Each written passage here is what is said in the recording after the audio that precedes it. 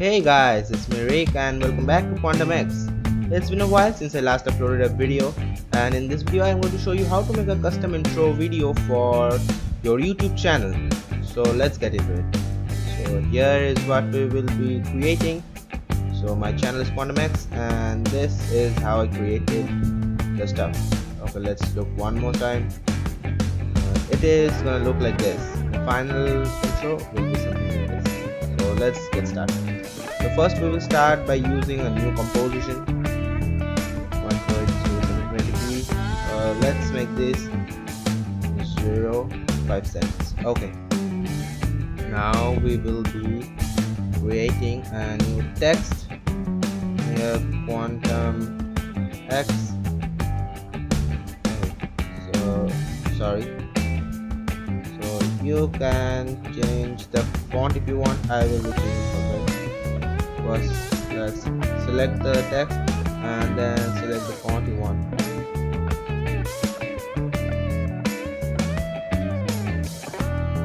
Oh wait, it was a long time. So I guess this is okay. So let's increase the spacing between the letters and yeah. Okay. So we don't need this font right now. So I'm gonna hide this. Now do a new solid. Okay. I will call it E3D. Okay. And now just go to effects and presets, type in ELEMENT element, drag and drop this on the solid, and now go to custom layers. Here custom layers, open tab, custom text and mask, path layer 1 and select QuantumX. Close this and go to scene setup. So here is the place where we are going to do work with the models. Now we'll click extrude. It is going to extrude the text that we just created, and now I will be creating a plane to make the wall, like the wall here behind the text. So this wall, create a plane and just all this. I will be rotating it, press shift to do a perfect rotation and rotate it up to 90 degrees. Then increase the size in the X and the Z axis and increase it a bit more. I guess I will increase a bit more. Okay, it's fine now. Now just move it back in Z axis. I will do AO to understand where the position is. Okay, so it is okay now. So let's disable ambient occlusion. Okay, so it's okay now. Draft texture, let it be on. Now for the texture of the text, I will be selecting Pro Shaders. I have Pro Shaders 2 installed. So I will go for metal, and from here I will be giving the I have here a gold texture for my text. So the same I will be doing here, gold texture. If you have the Pro Shaders 2 pack, then you can do any other texture if you want, a copper maybe, or maybe silver. You can even use brass. It's up to you, your own discretion. So I will be going with the gold one only. So now go to UV mapping, UV repeat, make it to maybe 25, and the y-axis also 25. So what this does is that it decreases the amount of size of the texture so that more of the area is covered by a single texture.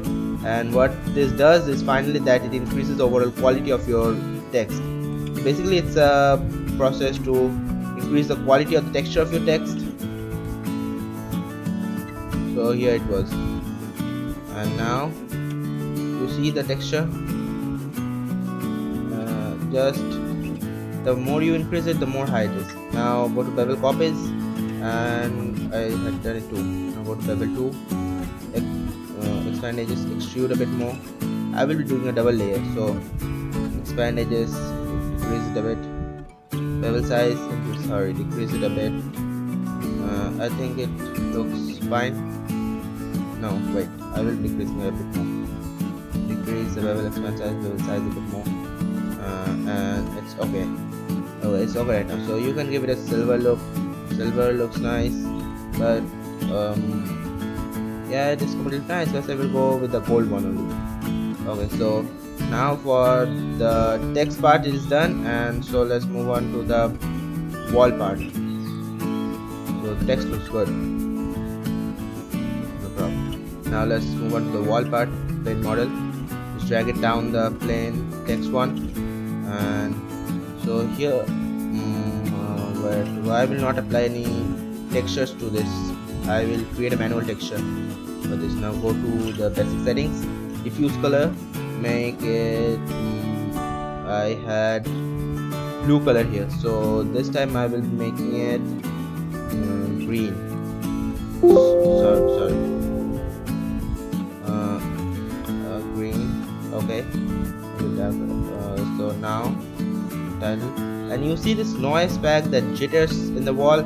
This gloss effect we will create it by ourselves.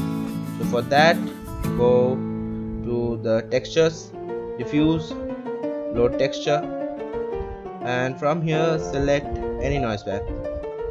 I have a noise image downloaded from Google. You can search it on Google, you will get many noise images. Use it as a texture and click OK. So you see now it doesn't look nice, it looks like that slim or whatever that it is in Minecraft. So this is not really nice. So for this we will do the same technique. We will increase the UV repeat to maybe about 80 in the X and 80 in the Y. So this gives it a nice jitter effect. Okay, so it looks nice now. Well, so maybe oh, I got element studios got a new update. Now what we can do is that we can go here, increase the contrast a bit. This is totally up to you. You can play with the settings here to meet the best settings that suits you. Well, so now it's it looks nice, I guess. So there's a gloss, there's a nice gloss in the wall. Oh, my intensity is off, I didn't notice that. So there's a nice gloss in the wall, and the text also looks good. So this is how our model is gonna look. So as we have created the scene, now let's create, right click, new camera. Okay, so 360 mm, so okay, and now hit C on the keyboard, and then you will be able to move the camera in the scene. Increase the zoom the camera. You can just rotate it like this, and this is nice, I guess. Now let's create light. It's gonna be a spotlight, white. Okay. Now drag it a bit back, up, x-axis, and back in the z-axis a bit. Now now I will shift the point of interest to up to T. Okay, so now move it a bit back and back in the z-axis too, a bit this side, and it looks good. Okay, so now to increase the quality and to make the scene look more realistic, what we are going to do is go to element 3D layer, and then from here render settings. So we need a shadow from the light, right? So go to shadows, enable shadows, and this is how it looks. Now 4096 map size, and now the main part is that let it look, make it fix first. So a bit more increase in the quality to make it a bit more realistic. So what we're gonna do is, well, let's move here. This position looks nice. Go to 3D, ambient occlusion. This is the main thing we are gonna do. Enable ambient occlusion. So you see it as a bit darker regions in the text. I mean in the model. Moreover, I will be focusing on the two letters A and N so that you can understand it nicely. Sorry. Now just enable ambient occlusion. You see it adds a dark portion to the model. Now select, go to high. Okay. You can increase the ambient occlusion intensity here. Maybe I will do 17, and now you see it gives a more darker region. So to decrease it, we will be increasing the radius a bit more, maybe 5. It's still darker, so we can even decrease the intensity. And now for the adaptive blur, you can increase the blur to maybe 0.9. I will leave it at 0.5. I will be decreasing the intensity a bit, maybe to 10, and the radius maybe to 4, and the blur maybe 0.5 or 4. That's okay. So this, and of course after enabling ambient occlusion, it will take some time to render each frame, and each camera movement you do will take some time to load up on your PC if you don't have a decent graphics card. So well, I would recommend you to have a graphics card, at least a GT 710, which I have the cheapest Nvidia graphics card out there, to work with this VFX stuffs. And if you have an Intel HD, it will work fine, but it will take time to load. Okay, so no problems, you can see it here. And now for the camera movement, which what we'll do, wait, excuse me, I will be disabling the I will be disabling ambient occlusion and the shadow so that it renders fast. And after doing all the camera movements, I will re-enable it. So go to camera, transform. Now add a key mark to the point of interest, position and orientation. So make sure you are on the first frame of the video and just reposition the camera where you want the camera to start the video from.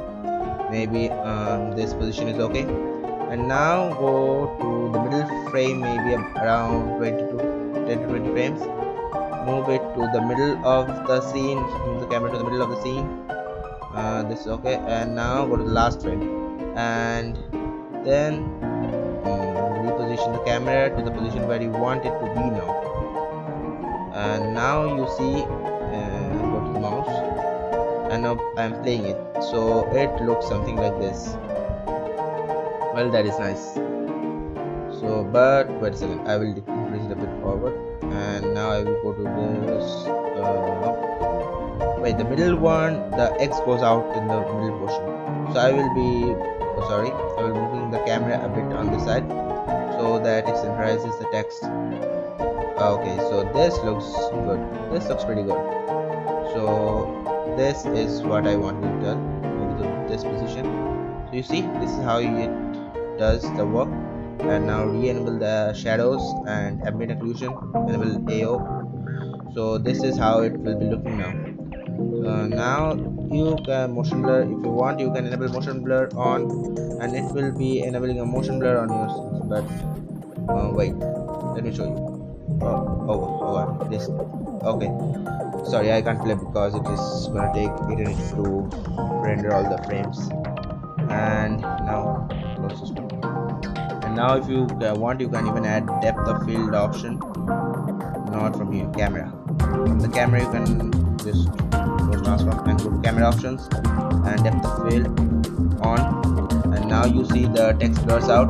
This is because the text is now out of the focus, so you can decrease it a bit.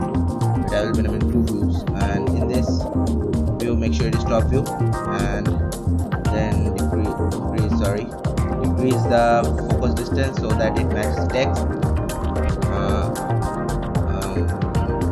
You see, a bit more back, maybe to this position, a bit more back. I will make it to half. So now you see the text looks a bit sharper, and if you just move it back, the text blurs out, so it is out of focus. You again drag it back. Now the text is again in focus and the text sharpens. So I will go for a 1 view. Now if you want, you can increase the aperture so that a smaller region is focused on the camera.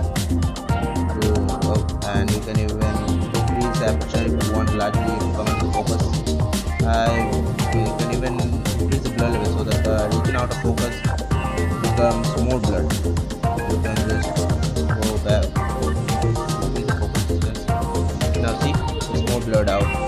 It's now back of the text, and a bit more it goes out of the text. Aperture distance 0. Distance increases, and you see it is out of focus now. And now just increase the focus distance so that the text comes in focus.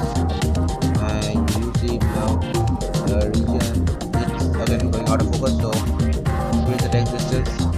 Maybe increase the, okay, I again go to views and top view. I select the focus distance to text. Now you see it is sharpened. So this was how to enable the depth of field.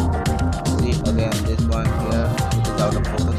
So I will be disabling depth of field. I will not be enabling depth of field in this video. So it is gonna take a hell lot of time to render.